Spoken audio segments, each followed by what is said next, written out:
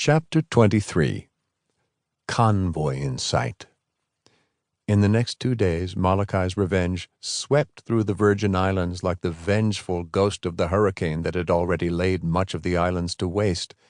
The Danish virgins had been captured by the British during the course of the long European War, as had every other West Indian island belonging to Napoleon or his continental allies.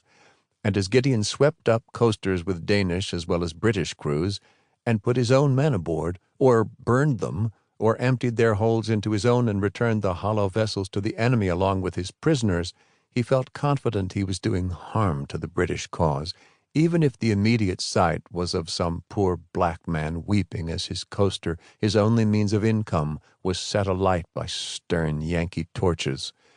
12 vessels were taken, but only 4 were worth sending home.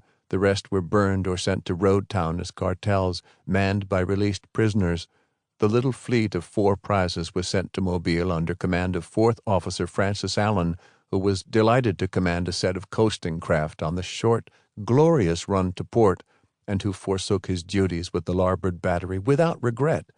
George Willard took his place at the guns, and within 2 days, during which the Tern Schooner swept from the Virgins toward the Windward Islands, Willard had whipped the gunners into shape, and any sadness felt by the hands at the loss of a sympathetic officer was soon assuaged by the joyful and unaccustomed experience of being carried piggyback around the main hatch by the disgruntled starboard gun crews.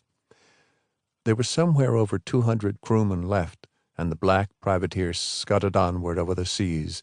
Flying fish sped before Molochai's revenge as she broad-reached through the trade winds, and other, bigger fish, albacore and bonito, pursued the flying fish and were caught by the old seaman's expedient of hanging on the bowsprit and dangling above the water a stout hook baited with an old white rag.